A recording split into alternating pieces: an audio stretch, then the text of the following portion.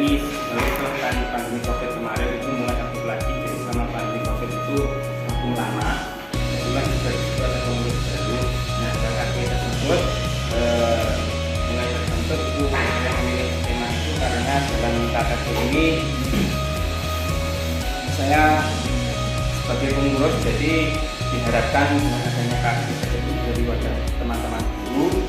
Kemudian indikator keberhasilannya adalah saya menyatakan di kecamatan saya, sekolah saya, yaitu pelaksanaannya KKP secara rutin setiap bulan. Jadi terkait dengan kurikulum merdeka yang selama ini baru bagi guru-guru, terutama guru kelas 1 itu sosialisasinya sudah lebih intensif lagi. Jadi tidak hanya dari pengawas KKS, jadi di situ juga KKP yang ikut urun rembuk di situ dengan adanya mungkin share perangkat pembelajaran, kemudian soal terkait dengan kurikulum merdeka, adanya P5 dan sebagainya di situ kita bahas. Kemudian strategi untuk mencapai KKP tersebut adalah strateginya tentu saja sinergi yang baik, sosialisasi antara pengawas dan K3S, karena ya memang kemarin itu ada sempat kontrak antara pengawas dan K3S, siapa yang bertanggung jawab dalam KKP secara virtual itu masih belum berjalan.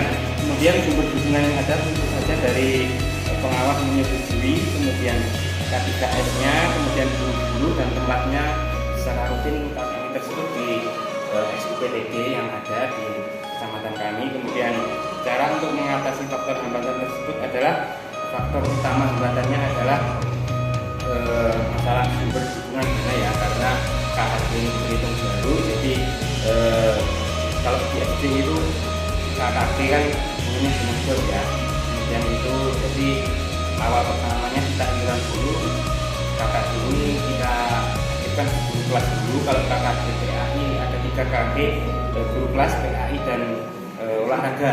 Jadi yang kita intensifkan dulu di guru kelasnya, kemudian kita hubungannya dengan dana kita anggarkan di RKS bos yang dalam 1 tahun itu. Jadi nanti terkait dengan pembuatan soal, kemudian perangkat pembelajaran, sosialisasi kurikulum merdeka, kemudian aplikasi P5 dan sebagainya, itu nanti diharapkan banyak kita bisa.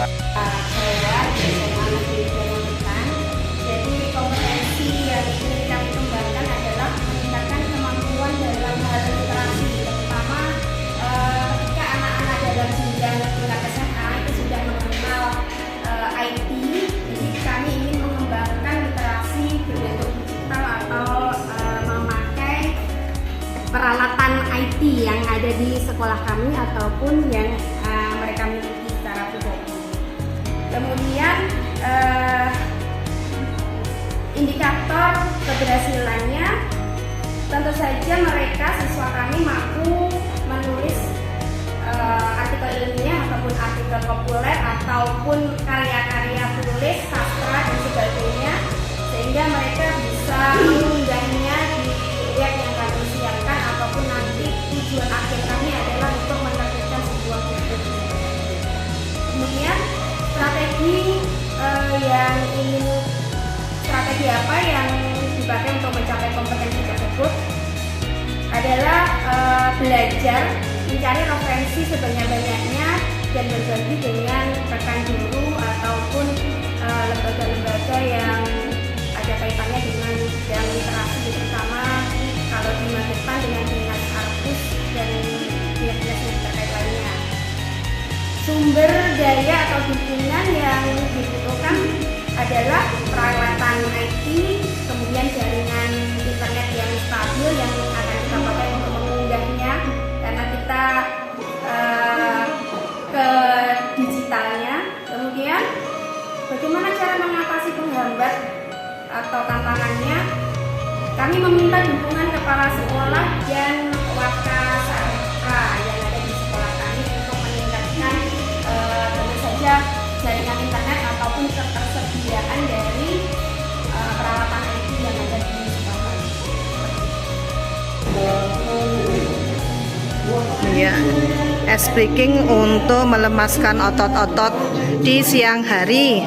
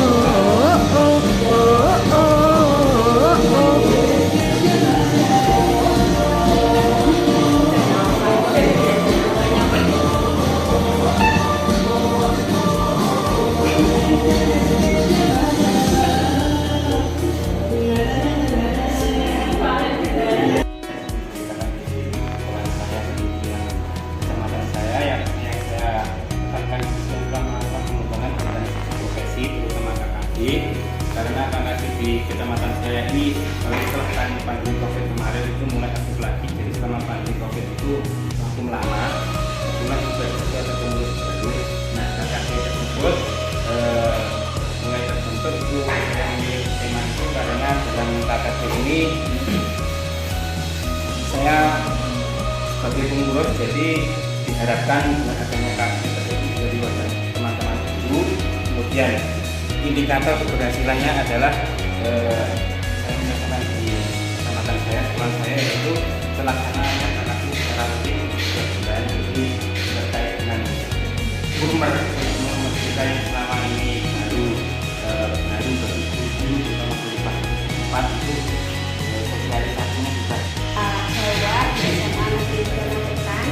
Jadi kompetensi yang ingin kami kembangkan adalah meningkatkan kemampuan dalam berinteraksi, terutama ketika anak-anak dalam jenjang tingkat SMA itu sudah mengenal IT. Jadi kami ingin mengembangkan literasi berbentuk digital atau memakai peralatan IT yang ada di sekolah kami ataupun yang mereka miliki secara pribadi.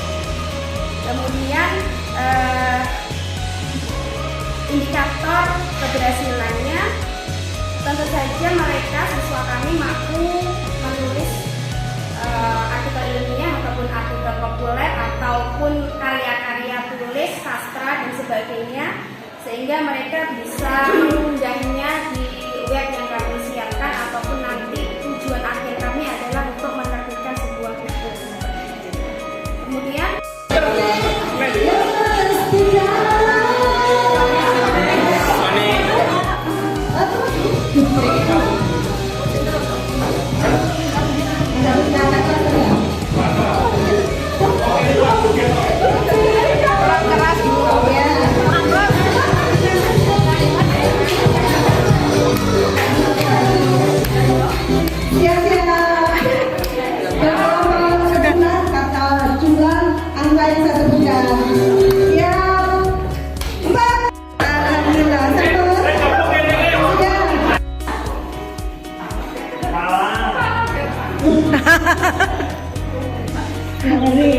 lagi pegang hidung,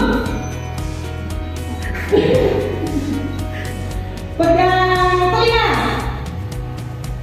Oke, sudah begitu.